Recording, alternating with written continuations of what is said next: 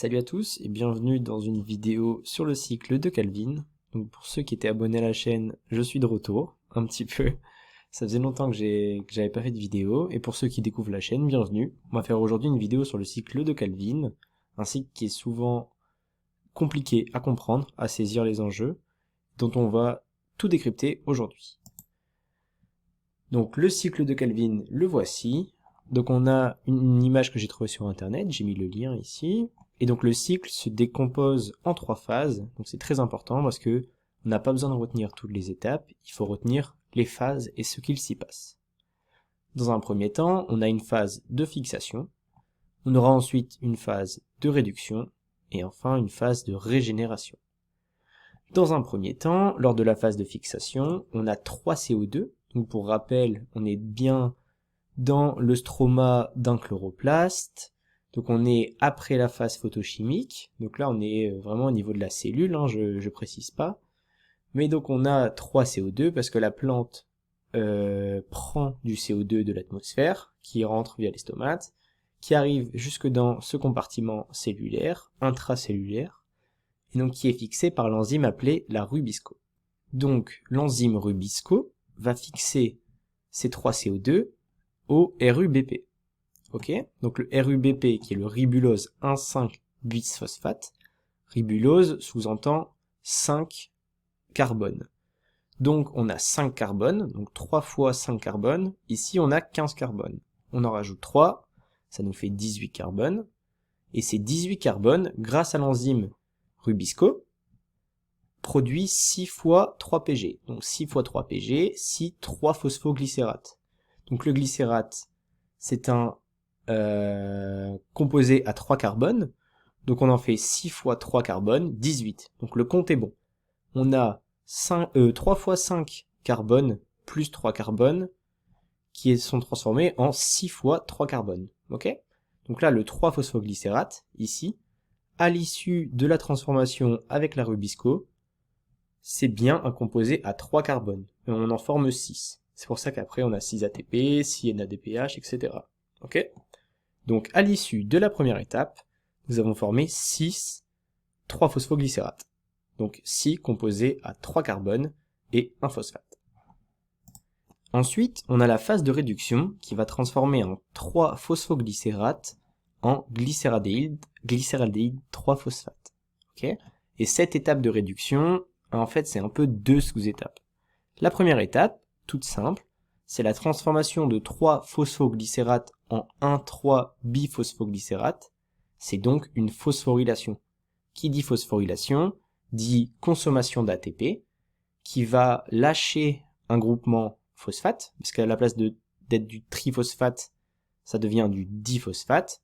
Donc en fait, tout simplement, le groupement ATP, l'un des groupements phosphate de l'ATP, va se retrouver sur ce 3Pg, qui va devenir du 1,3-BPG. Donc là, phosphorylation. Consommation d'ATP, c'est important.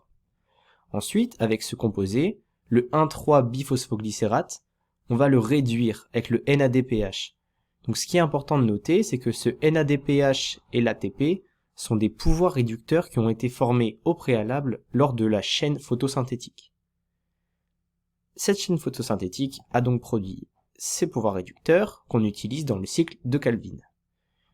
Et justement, on a transformé maintenant du 1,3-BPG en glycéraldéhyde 3-phosphate, qui est donc un triose, donc toujours un composé à 3 carbones, et qui a un véritable carrefour métabolique dans la cellule végétale.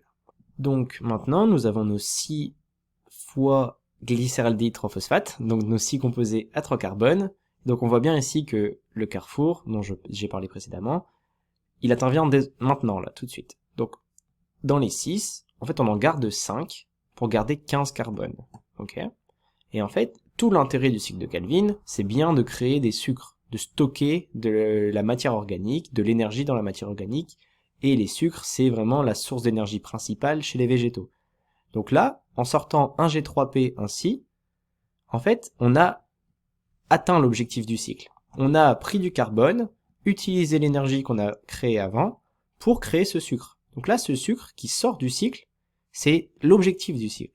Là, on a réussi. Ok ? Donc ce G3P va ensuite devenir des composés comme du saccharose, du fructose, donc tout ce que vous avez vu sur le sucre dans la cellule végétale. Donc nous, ce qui nous intéresse pour finir le cycle et régénérer ce cycle, pour qu'il puisse être infini entre guillemets, c'est les 5 autres G3P. Et tout simplement, à l'issue d'une cascade de réactions, ces 5 G3P vont redevenir des 3 fois 5 carbone, donc les 3 RUBP qu'on a utilisés au début. Donc ainsi, on avait 3 fois 5 carbone, plus 3, qui est devenu 6 fois 3 carbone, 6 fois 3 carbone, 6 fois 3 carbone, mais ici j'en perds 3. Donc on devient 15, et le 5 fois 3, hop, cascade de réaction, redevient le 3 fois 5 qu'on avait au départ. Donc encore une fois, on a consommation d'ATP, qui devient de l'ADP, et ainsi, on a bouclé la boucle, et vous savez tout ce qu'il faut savoir sur le cycle de Calvin. On peut essayer désormais de résumer rapidement tout ce qu'on a vu, et pour ce faire, voilà la première phase, donc la fixation du carbone, donc du CO2. On le rappelle, on a un fonctionnement de l'enzyme Rubisco, c'est très important à savoir. En fonction de l'année dans laquelle vous êtes, par exemple en BCPST, vous allez voir que cette enzyme Rubisco, elle fonctionne par effet allostérique, parce qu'elle a 8 sous-unités. Donc tout ça, c'est du détail dans lequel je ne rentre pas aujourd'hui. Je pourrais faire une vidéo propre à l'enzyme Rubisco plus tard, si ça vous plaît. Si vous avez envie justement d'avoir cette vidéo, n'hésitez pas à le dire en commentaire, j'en ferai une. Et la carboxylation, donc la fixation du carbone par cette enzyme, est possible grâce à la grande affinité de l'enzyme pour le CO2. Parce qu'on a une réaction exergonique, donc c'est pas censé se passer, mais elle se passe quand même grâce à cette grande affinité. Dans un deuxième temps, la réduction du carbone, donc on a les deux sous-étapes, vous vous rappelez, là c'est la deuxième étape. On a phosphorylation du 3PG en 1,3-BPG, et grâce à l'ATP formé dans la chaîne photo.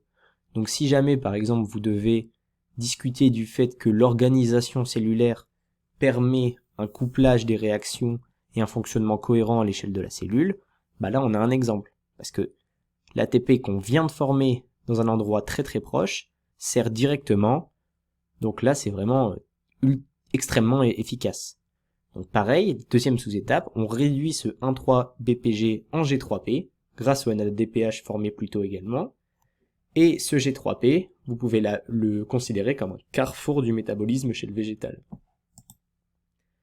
Dans un dernier temps, on a la régénération du ribulose bisphosphate, donc petit rappel ici, un 5-bisphosphate, et comme on a dit précédemment, le 5 fois 3 carbone devient du 3 fois 5 carbone au terme de plusieurs réactions.